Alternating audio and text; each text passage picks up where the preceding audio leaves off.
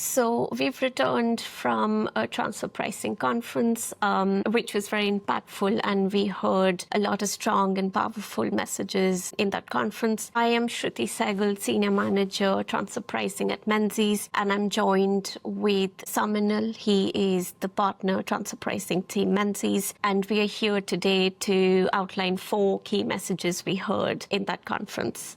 Hi, Saumyanil. Hi, Shruti. So, first one. What is the OECD focusing on?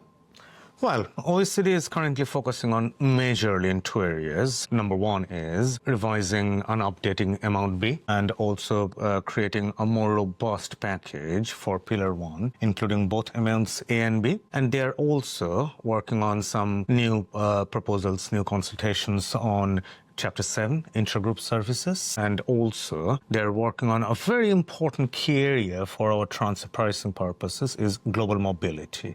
Since Brexit and pandemic, hybrid working and movement of people have become very important, so intertwined with transfer pricing. So these are main areas OECD is currently working on.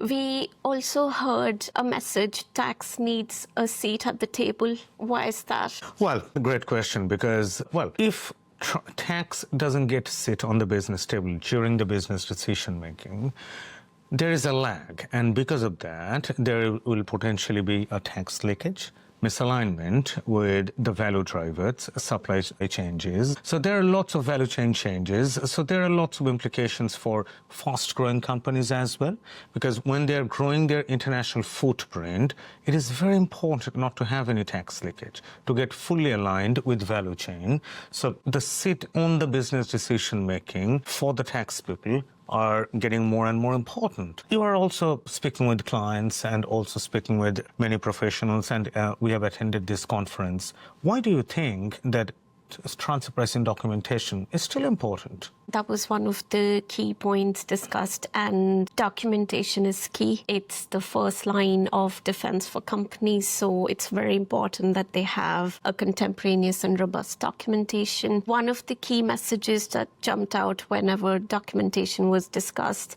and we hear that in our conversations with our clients as well, is scrounging for information, evidence gathering for the previous years, especially in the case where a key person of the organization has left. If there's good documentation in place, you kind of avoid getting into these issues as well.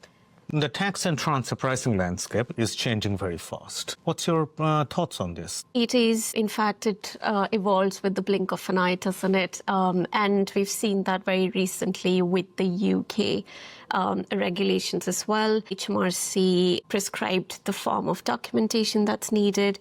This was very quickly followed up with guidelines for compliance, and there's also consultation around getting mid-size or medium companies within the scope of documentation as well, and introducing international transaction schedules for all businesses as well. So it's fast evolving, and manual processes aren't keeping up with the updates anymore. And so we did see a lot of inclination towards automating the processes as well, so that they're more up to date and they're more robust as well. So overall, what's the summary? So the 4 things we talked about is looking out for consultation from OECD in 2026, the 3 areas that you talked about, having a robust TP documentation, making sure tax does get a seat at the table when business talks about strategic decisions, and last but not the least, automate processes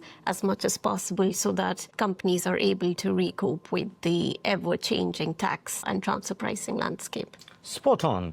Thank you very much for tuning in. Stay tuned for more progresses and more updates from us as we navigate through all the changes together.